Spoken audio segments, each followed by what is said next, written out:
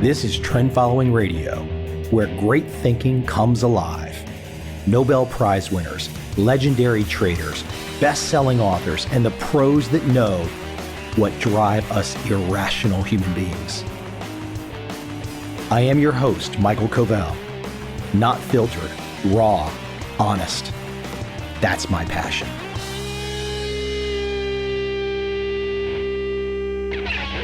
My guest today is Patrick McGinnis.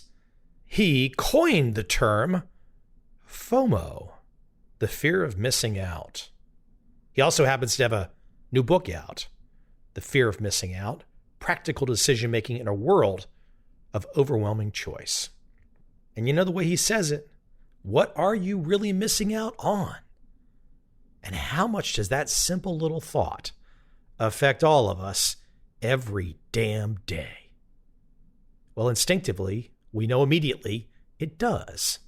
Patrick does a great job of digging through the psych research, digging through his own experiences, his own connections with an assortment of people, and really gives a great perspective on this concept.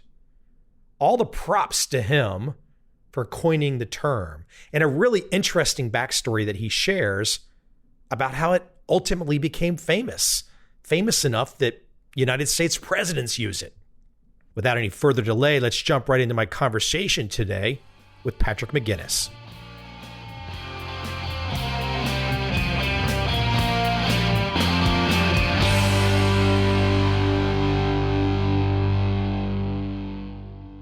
There's an interesting thing happening right now in America, and here I'm about 2 months ahead of America in terms of this corona scare, but we're talking the day after the 10% drop in stocks. What's so interesting about what's happening now is we're having the most significant countrywide restriction of choice in the history of America. On one fell swoop, we're telling everybody, no choice, go home. Yeah, it's incredible because we live in a society that typically has overwhelming choice. Whether it's what you're going to watch on television or what you're going to buy or where you're going to eat. I live in New York City, which is the most choice-rich environment in the world. Navigating all of that choice is overwhelming. And yes, we are in a time where it seems like overnight, our set of options has been restricted significantly. So it is historic in that sense for sure. There was a great quote. I can't remember who it was attributed to, maybe Newton, I'm not sure, but it mentioned during the bubonic plague that gave him the opportunity, the seclusion gave him the opportunity to come up with calculus and all these other things. And I wonder if this restriction in choice, if it extends, will people find, gosh, maybe it's not so bad to be limited for a while? I think for some people, this will be the inspiration to take up that hobby that's long been sort of sitting there. I bought the paint set 5 years ago. It's sitting in my basement. I'm going to potentially learn to paint now. The difference, I think, with the time of somebody like Newton is that we still have access to the digital world, which is super full of choice. So, for example, last night I decided, I'm not going to go out, because things are starting to get more serious and I should really sort of begin the social isolation thing. And I tried to watch television and I turned on Netflix. And I have to tell you, it was overwhelming. And I ended up just sort of abandoning that project entirely. So I think that in a way, I had a stack of unread books that I've collected for the past 3 years that I thought maybe I'll just start working through that pile. But I think it's going to be harder than any of us can imagine to still manage how we interact with the overwhelming selection in our digital lives.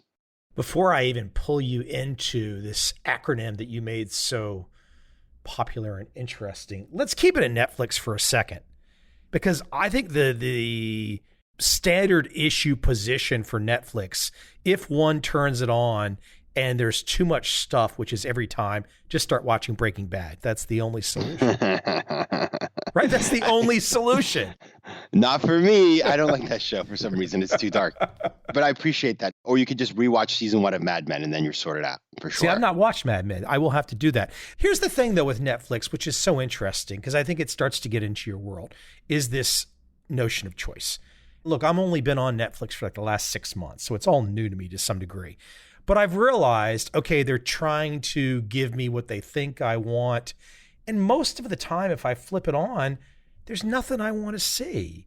It seems like it's kind of a business model where it's like, hey, here's overwhelming choice. You'll probably forget your credit card is being debited. And that's our business model. It's like, I don't want overwhelming choice. I just want to make a good decision. And it's very difficult with the Netflix model. Well, I think it's funny because you say you don't want overwhelming choice, but companies clearly believe that we want more. And it's not just Netflix, of course, it's all of the streaming services. We're living through the streaming wars at the moment with all these new services like Apple Plus and HBO Plus and HBO Go and many others. But it's not just about that. It's also about all of the music streaming services. It's about Amazon, where anything you want to buy, there is a crazy amount of selection that you could never find in the physical world. There has been this viewpoint out there for a long time that consumers want tons of choice and that somehow we are going to expect to be able to pick the exact perfect thing for us. Now, clearly retailers also recognize that, and then there's a lot of research in this, that by offering us unlimited choice, what they do is introduce things like decision fatigue and analysis paralysis. There have been solutions to try to deal with that as well there. But no matter how you cut it, I think about when I was a kid growing up, and I grew up time before the internet in a small town in Maine where we had basically a supermarket and a couple of department stores. Life was so easy, and you really just didn't even think about what you didn't have. And now I spend so much of my time trying to select between multiple good, totally acceptable options for just about anything I do. As much as I agree with you that theoretically I don't want unlimited choice, I'm presented with it every day. Is it a fear of missing out that I don't cancel Netflix? Definitely. And we'll get into this, I'm sure, in detail. There's the analysis paralysis is the fear of a better option, right? It's like if I keep looking, I will find a better show than the one that I have in my queue. On the FOMO side of things, I do think there's an element of that. Think about the shows that are always coming out. So, for example, there's a House of Cards was so popular for a while on Netflix, or Narcos, and there's always a new season. So you think about, oh man, Netflix, God, I don't even use it, or I watch one show here or there, I'm just going to cancel it. And you're like, oh, there's that new season of Narcos coming, and I don't want to have to sign up again. So it's only $11 a month. That's fine. I'll keep it. I gave the password to 7 of my friends. So I do think there's an element of that for sure. Let's take it back to the beginning, the reason we're talking. I don't think the phrase, you can correct me if I'm wrong, I don't know if the phrase fear of missing out itself originated with you, but the acronym definitely originated with you. Take me back in time, put me into a place in time where FOMO hit the table. Your state of mind, your age, where were you? What were you doing? Why did this pop into your head? Yeah, so we go back to the year, it's 2003. If you look at Wikipedia, there's a marketing guy out there who had talked about fear of missing out on something. That had happened. It's hard to sort of map out all of the exact dates, but I didn't know about him. And I was a student at Harvard Business School, and I come from a small town in Maine, as I mentioned, and where things are pretty darn simple. After college and came to New York City, and I was working in Wall Street, and then went off to Harvard Business School. And when I got there, my life changed a lot. In the run up to going to business school, I was working in tech as a venture capitalist, and the entire tech market crashed in the early 2000s. We had this dot-com bubble that went bust. And then around that time, we also lived through 9/11, and that was about a mile from where I lived at the time in Lower Manhattan.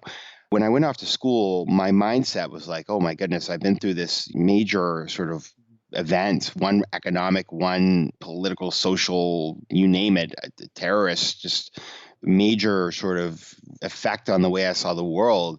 My innocence was lost. And so when I went up to Boston, I thought, this is going to be a break from all of that. And I'm going to make the most of my 2 years. And it's carpe diem all the way. So like I had also saved some money. I never really had access to money, meaningful money in my life, and I had decent savings. And so I got a nice apartment. I bought a nice car. I was like, I'm going to live for the day, and I'm going to go there, and I'm going to just do it all. And so that means going to all of the lectures I could, and all of the parties, and every trip I could, and every weekend going to like a gala, and I'm just going to live large.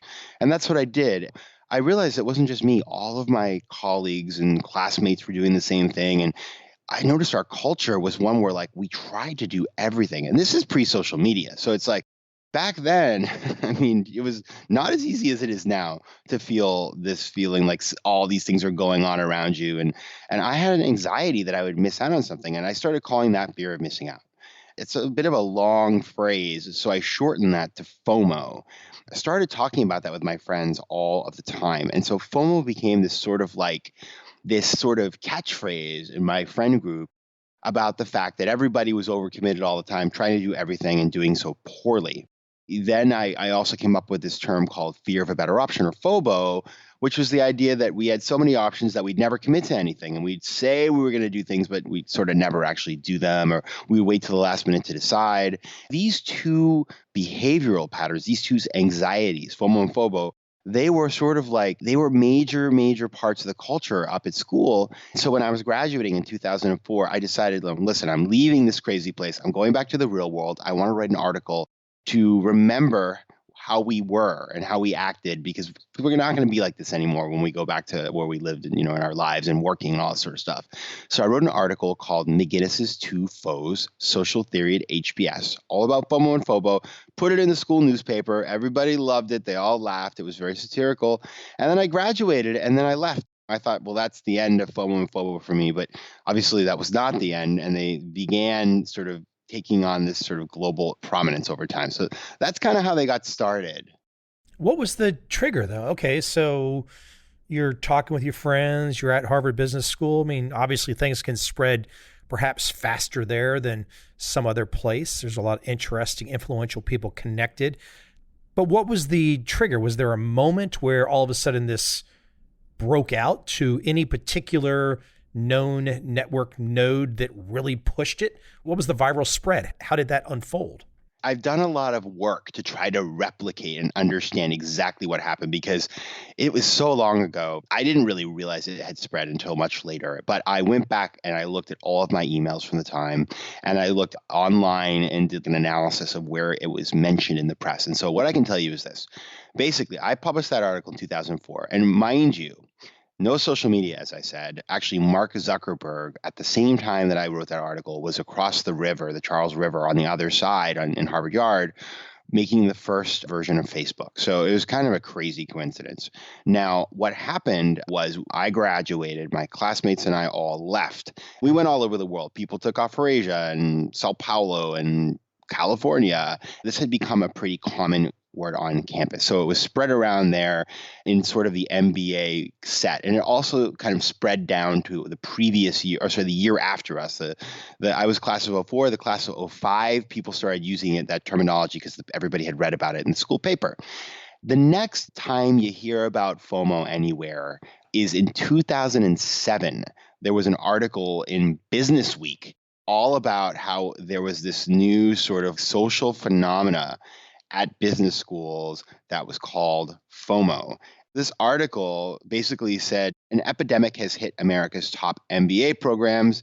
At HBS, it's called FOMO, or fear of missing out. So it was mentioned in 2007 in Business Week, again, tied to Harvard Business School. Were you getting credit for it at this time?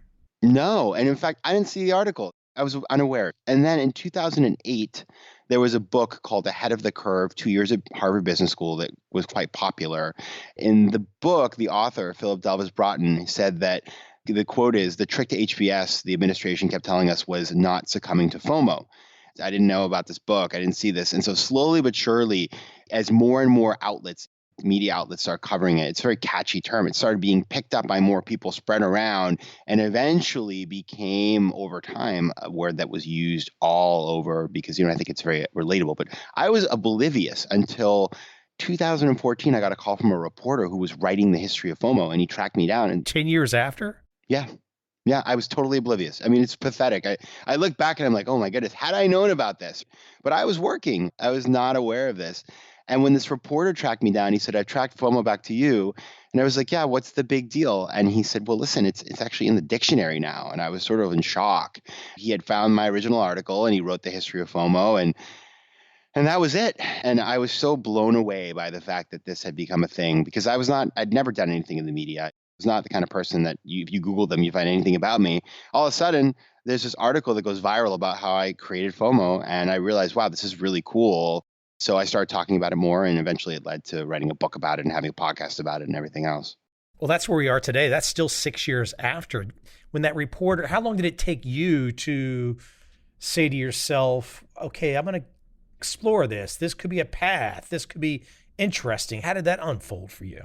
So that was very slow as well. It's like the slowest story in the world. What happened was around that time, I was actually working on my first book, which is called The 10% Entrepreneur.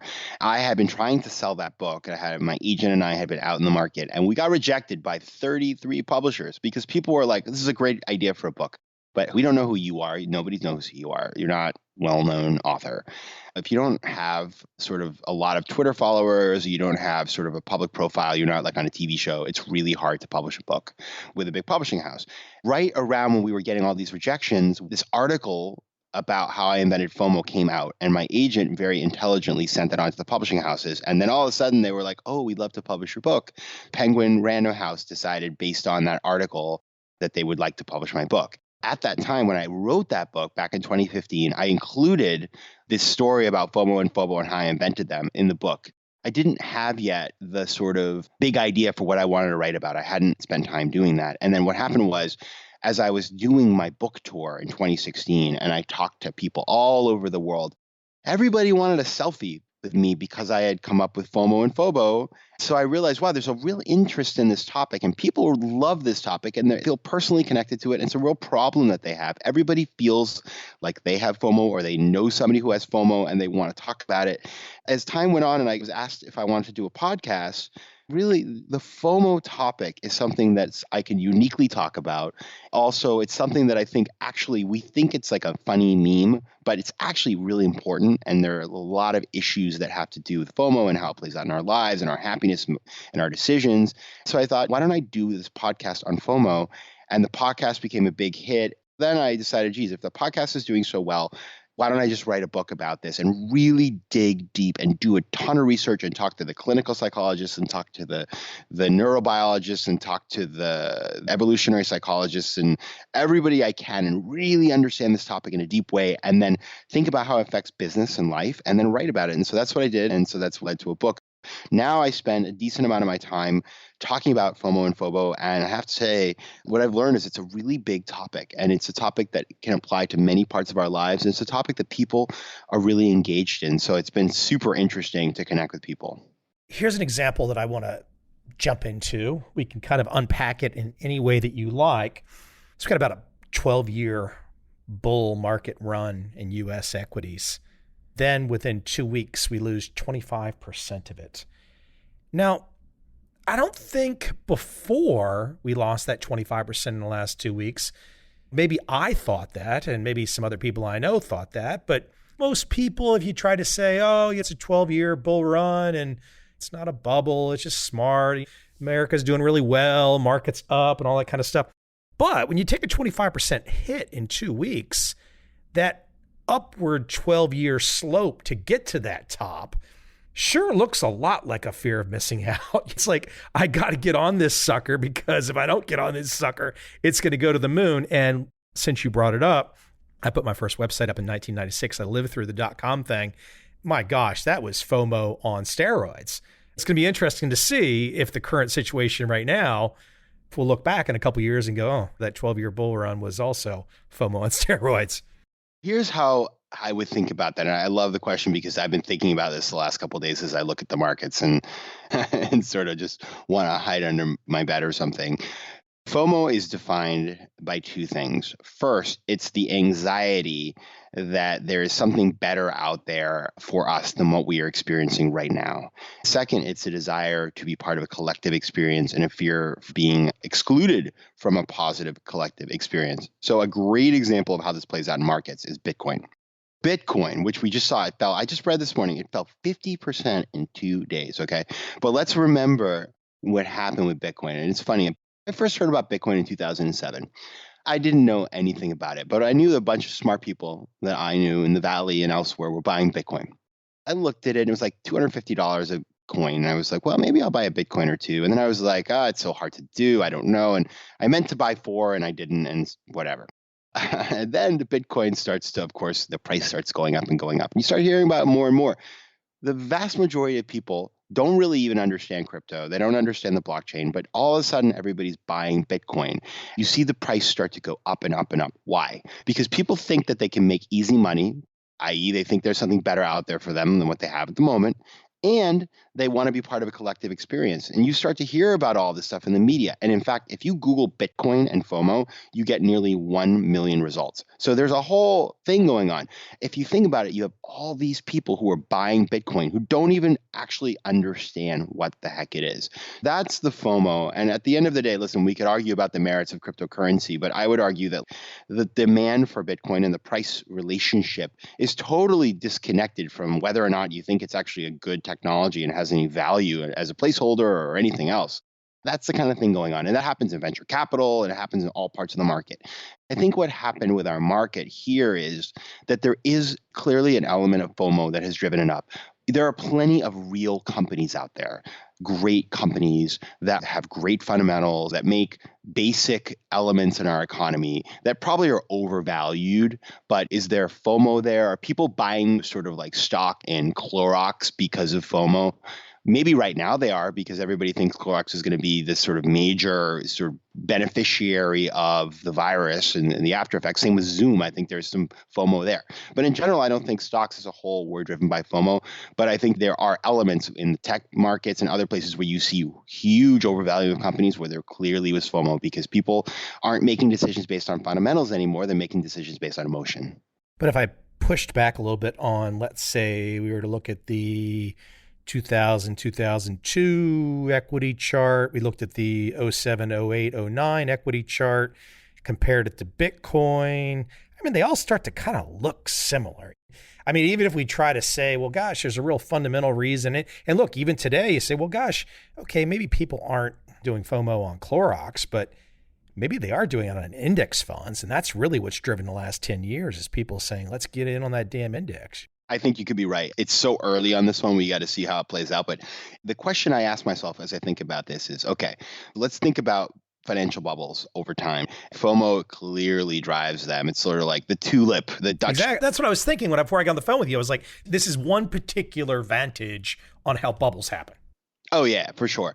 So the Dutch tulip thing, the Bitcoin thing, the stock market in the 2000s, which was that was a bloodbath. I mean, my goodness. And in all of those examples, like the Dutch tulip thing, the asset never recovered and was proven worthless. Same within 2000. You had all these companies like Pets.com and that were being valued at crazy valuations, but there was actually nothing to them. These were companies that were being based on eyeballs and the valuations. I mean, I remember reading research reports. It's like the valuation was based on like number of people that went to the website, which is now seems so crazy, but at the time was completely standard. I think the question we'll have to see play out is, okay, these stocks there was a clear run up in valuation. Then there's been a fear-based retraction in valuations. Everybody's selling out. Is that because the stocks are fundamentally sort of not worth what they were and they'll never recover those levels? Or has there been kind of like a liquidity crunch and things have been pulled back? And when things revert to normal, investors will say, you know what? Maybe 17 times PE or whatever. I think that was the number I heard the other day. 4P is too high, but 15 is okay. And it comes back to that. Or is there like a fundamental secular shift and people are going to say, listen, most of these companies are bull. The Caspers of the world shouldn't be valued at all. We're just going to sell our shares. They're all going to disappear. And you're going to see a fundamental remaking of the asset class. Let me shift you away from stocks. Let me shift you to an example that I think I also happen to have seen on Mr. Netflix. And that was this Fire Festival. There's some documentary, I believe it's on Netflix. Why don't you go ahead and explain the Fire Festival and how we can look at it through the FOMO or FOBO lens and how it's a useful, instructive case. Fascinating to me that so many people, I hate to say this, were just damn suckers, but they sure as hell were. The floor is yours. Okay, so Fire Festival. And in fact, there wasn't just one documentary about Fire Fest. There was one on Hulu. And there was one on Netflix. So there was actually a FOMO-related run on documentaries all about FOMO and Firefest. So basically, the story here is there was a music festival that was put together by this company that was using the music festival in order to promote an app that they were creating. This business in April 2017, they decided to put together this thing called Fire Festival, which was going to be a music event in the Bahamas, supposedly on a private island owned by Pablo Escobar.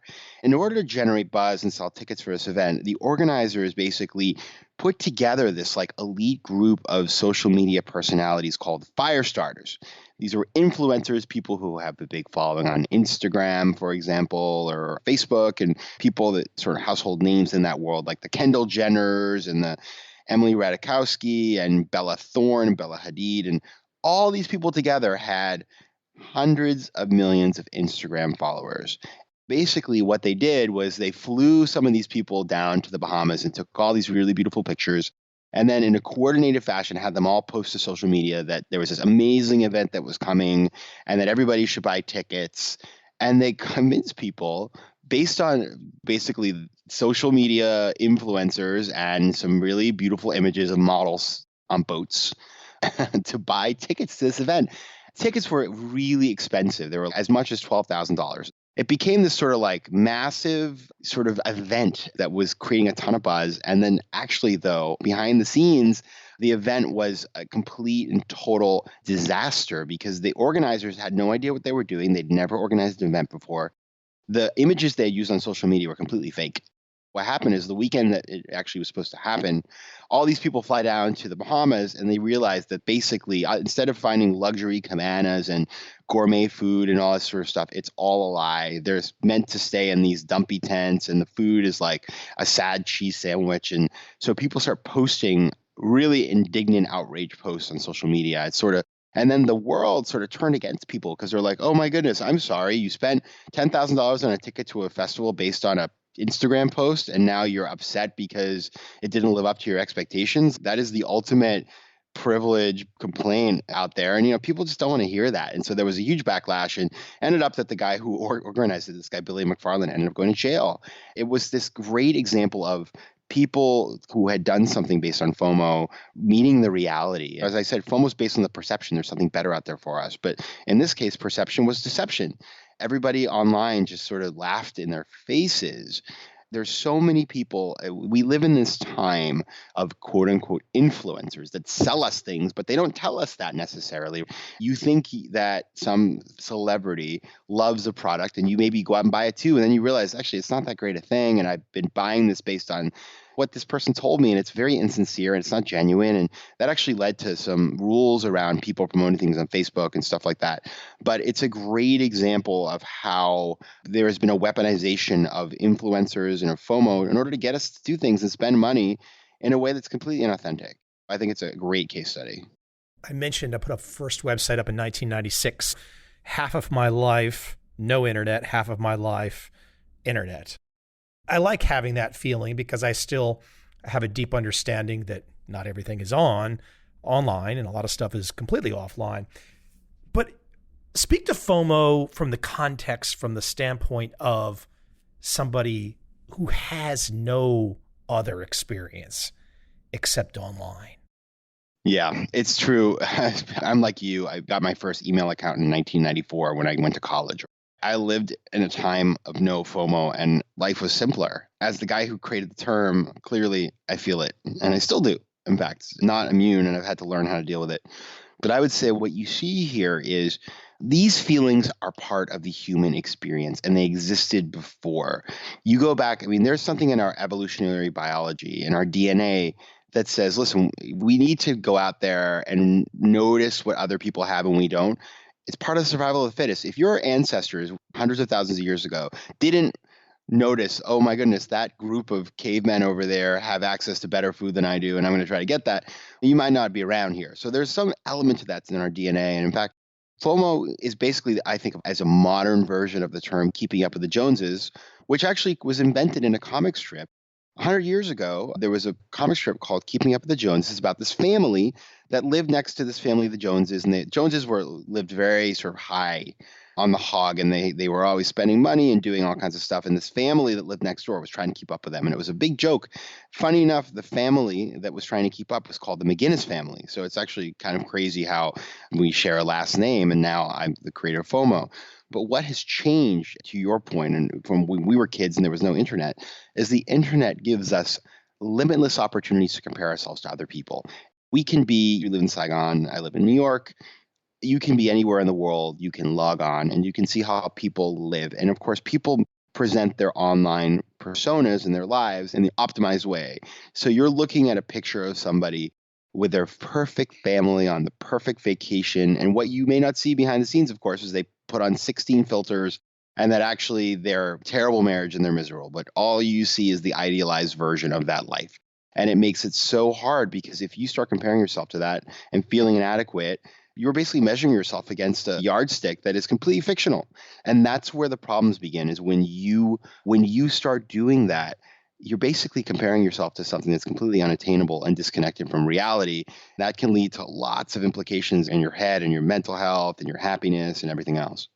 To get to my point even further about this divide for those folks that perhaps have nothing other than the online experience, it's the repetition. It's the reminded daily. I can think back to being a young person and, okay, there was a friend of mine and his father had done really, really well, a defense contractor. You just knew they had cash, but you weren't at their house every day. You were there, once a month or something like that. See, you weren't reminded of it. So you might see it, you might know it, but you weren't thinking about it all the time. I just wonder what's happening on the inside of the gray matter of so many people today that once they get the people they're following and they're reading these feeds and they're constantly reminding themselves and comparing against, it's got to be creating some kind of very, very not a good situation would be my non-psychological diagnosis. Fully. And you think about how much time you spend on your phone and on devices. We are in front of screens 6-7 hours a day. We spend more time doing that than just about anything else. And a lot of that time is on social media. And you're right.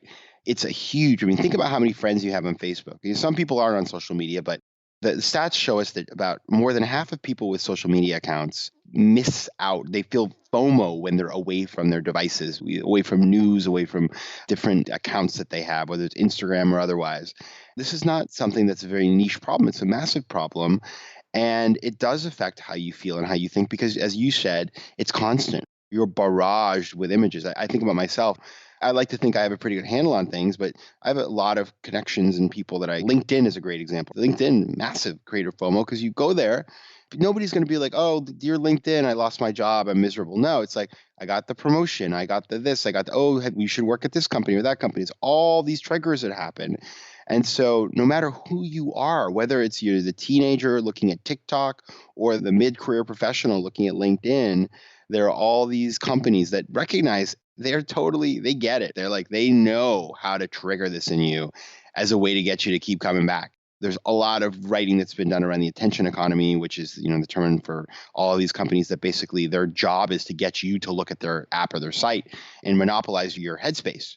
That plays directly into how you experience these sites and how you feel FOMO in your life and in your career. I think I log into LinkedIn about once every 2 or 3 months and accept the people that have sent me invites, and then I log out. I just don't know what to do with it. That's a side tangent. We won't really go there. Where the hell did you get this number that we make 35,000 decisions a day? I'm curious where you got that from, because it should not be in the book. I took it out because I couldn't substantiate it. So that might have been an early draft. I'm curious where you found that, actually. Well, I'm glad you cleared. I think it was in your book. Yeah. No, you know what? It was in the press release that I told them to take out. I'm actually holding the book, and on the back of the book, it says we all make more than 35,000 decisions a day. And I'm like, damn, I want to challenge him on that. I want to hear the justification. I'm so glad you spotted this. So this was the early promotional copy that went out. And when I saw this copy, it's funny. It's a great story, actually. I heard this stat from another author who wrote a book. He told me this number, and I thought, that's so fascinating. This is when I was writing my book. I wrote that down in my, I have reminders, in my phone. And I wrote it down and I said, I'm going to put that in my book. That's a great stat. He published with the real publisher, by the way. It wasn't like some fly-by-night thing. Well, I tried to find the proof. and I couldn't find it. I ended up going back to him and saying, "Where'd you get that information?" And he sent me a link, and it was like a BuzzFeed article that was linked to like a Bustle article that was linked to, you know what I mean? It's one of these things where like there's no evidence. I ended up pulling it out and getting rid of it. When I saw this copy that they sent to me, this was written by somebody other than me on the back of the book. I said, "Guys, we can't sort of prove this fact, so therefore we got to pull it off." In the new drafts, this is no longer there. So I apologize for you seeing it, but it's a great example of how people get these information on the internet these days, and it's not true. In fact, I have a quote that starts every chapter of my book, and I got them off some website called Brainy Quotes. And what I realized was that half of them aren't even real when we went through fact checking. And so we pulled them all off and changed them. Be careful what you take off the internet, people. By the way, yeah, as someone who has done 5 of these things called books, I can definitely confirm that if other people are involved, especially when it comes to marketing, they will generally say something almost in every word that the author doesn't really want to say. So, yeah, it's tough because when you start, it's your second book. If you don't check everything, they will slip something in. There's the artist on one side and there's the marketing on the other, and they really don't. They don't care. Yeah, and then you get in an interview with somebody who's smart and does their homework. They put you on the spot, and you're like, "Oh my goodness!" So I'm really glad you did that because it shows, first of all, you spend a lot of time thinking about the questions. But second of all, it's like you always want to know what's coming at you. God forbid somebody asks you this question again.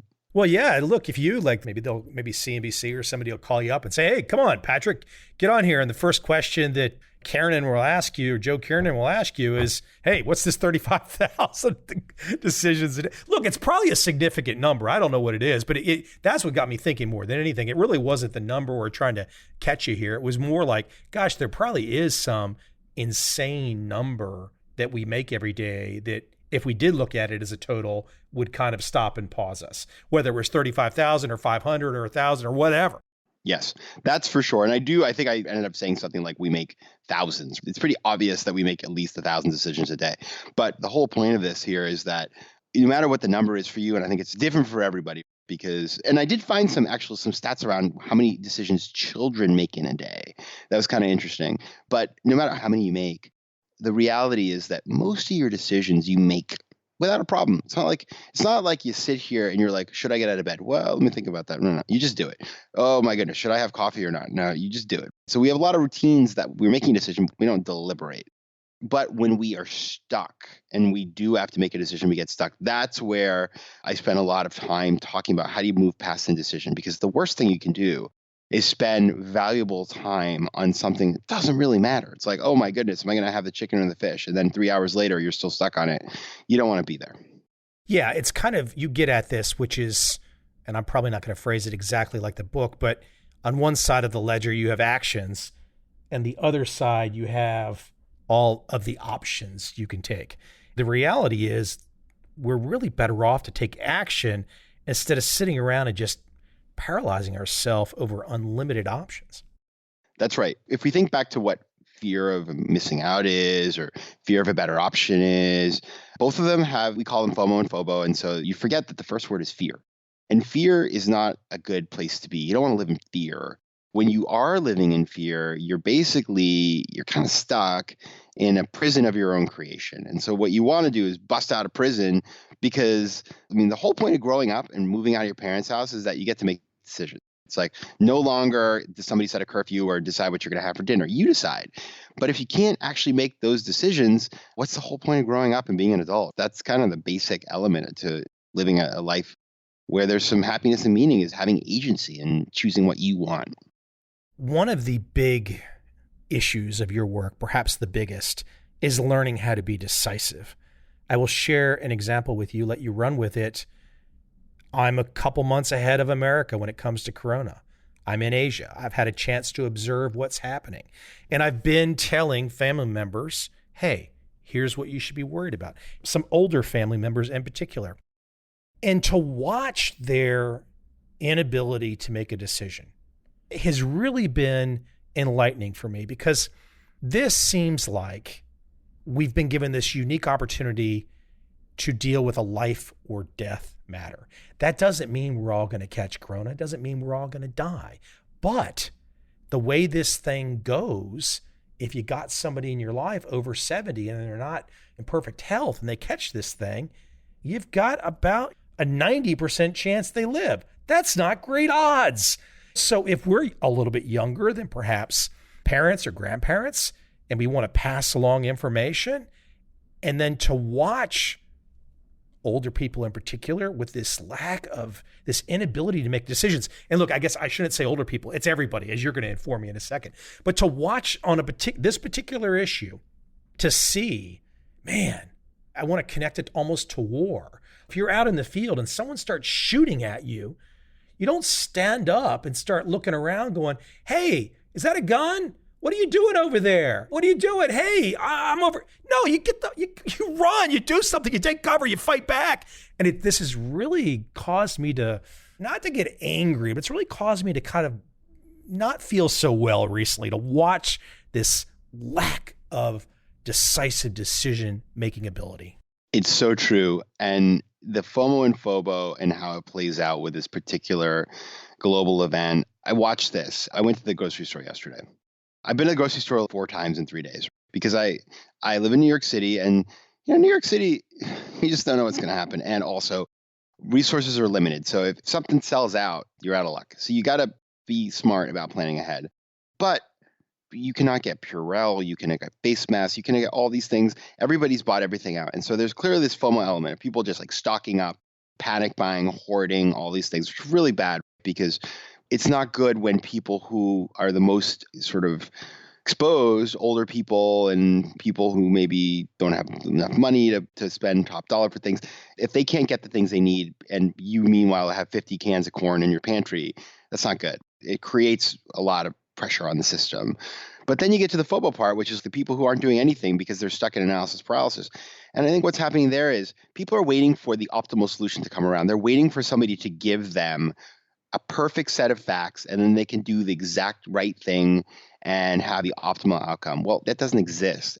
That is really, really troubling for people when they think, oh my goodness, I don't have all of the facts that I need to make a decision. And in fact, that's kind of impossible. And so you just need to go come up with an option that's acceptable. And by the way, there's plenty of acceptable options, and just choose one. Unfortunately, I wish this was something that we didn't see all the time. This is something we see all the time. Brexit is a great example. You have the whole British government there. There were plenty of different options that they could take. Instead, they kept delaying, procrastinating. Another election, another vote, another prime minister. This is something you see as well. I'm quite certain the government responses around the world, you see that. And we're waiting until we have more information to make a decision. Well, you can't do that when the stakes are super high. You've got to take action. You can't just sort of stay stuck in FOBO. This Corona event has certainly reminded me, and I'm sure it's reminded the author of The Black Swan even more, Mr. Taleb, but man, this concept of the black swan is completely past the vast majority of people. You would think by now, with all the market events in the last 20 years, it might make some sense.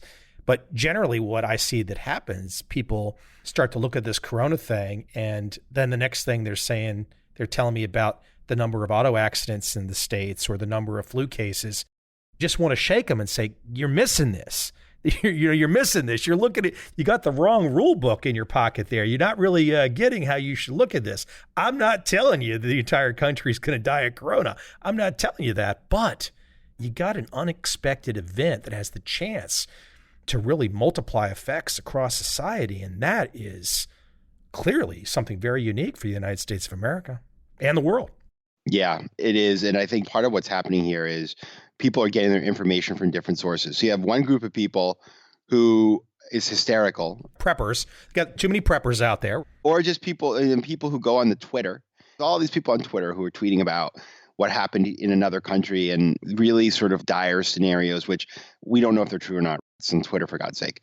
And then you have the people who think it's a hoax. And so they're like, no, this is no worse than getting the common cold. And then you have the media who wants you to watch. They're in the attention economy, so they want you to keep watching their shows. So they're playing a narrative. And at the end of the day, it becomes very overwhelming for those of us who have to make decisions. And so I think the safe thing to do with something like this is try to make rational decisions based on, like you said, historical experience. I think back to Hurricane Sandy or something like that, where New York City was shut down for several days. What did you need to have? you want to be prepared, but at the same time, letting yourself sort of your decisions be hijacked by bad information is really problematic. And I think we got to be careful of that. That is the subtitle of your work. Not the subtitle, but your subtitle is Practical Decision Making in a World of Overwhelming Choice. When people hear the phrase FOMO or fear of missing out, the word or the phrase decision making has to be included, because that really grounds it in many ways towards like, hold on, we're talking about this whole conversation you and I are having is about making decisions. Yeah, that's really what it is. As you mentioned, you get out of bed, you don't have to think about it. True enough. But my gosh, we can just continue to look at so many examples where people just don't have the toolkit to make good practical decisions for their lives. So I think you've done a great job. We haven't even gone into a lot of the detail in the book, but you've done a great job of outlining many of these decision-making issues that can help us. The book, Fear of Missing Out, Practical Decision Making in a World of Overwhelming Choice. Patrick, where can we direct people? I know the book will be on Amazon and all those fun places, but what website can we send people to? Sure. So you can go to my website, which is patrickmcginnis.com, PatrickMcGinnis. And if you go there, you can connect to all my other social, and has lots of good stuff. But they're also giving away a free chapter of the book. You can sign up, take a quiz on whether or not you have FOMO or FOBO. And so there's lots of resources there to get you started. And then I also would encourage you to check out my podcast. It's called FOMO Sapiens. It's distributed by Harvard Business Review. And you can find that anywhere where you get your podcasts. In fact, I'm sure the same place where you're listening to this podcast. I'm sure at some point in time I have used it or I could use FOMO. I don't think I can ever find myself using the phrase FOMO Sapiens, though. I think you only get the chance to get two. I mean, you name your podcast that, okay, but I don't know if that's going to go into lexicon. But if it does, then I have to come to New York and buy you a steak. So I'm fine with that. Listen, it definitely is memorable. Whether or not it makes a dictionary, listen, I'm not selfish. I got one, so it's totally fine. Yeah, hey, you got one more than freaking the vast majority of the population, right? So more props Exactly. to you. Hey, man, appreciate it. Again, the book, Fear of Missing Out, Practical Decision Making in a World of Overwhelming Choice. Thank you for coming on, Patrick. Thanks a lot, Michael.